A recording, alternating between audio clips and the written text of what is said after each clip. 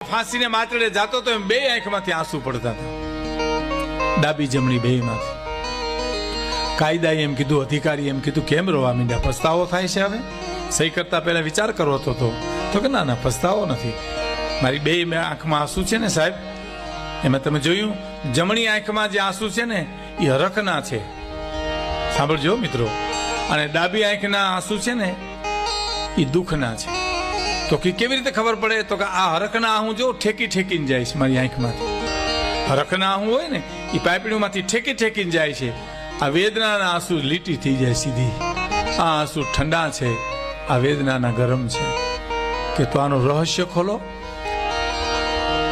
કે હરખના આંસુ એટલા માટે કે મિત્રને ખાતર મારે ફાંસે ચડવું પડે, એનાથી જીવતરમાં ઉદલી તક કઈ હોઈ શકે? તો દુઃખના હું, તો દુઃખના હું ઈ છે કે મારો મિત્ર હયાત નહીં હોય, જગતમાં નકર આવ્યા વિના રેજ નહીં.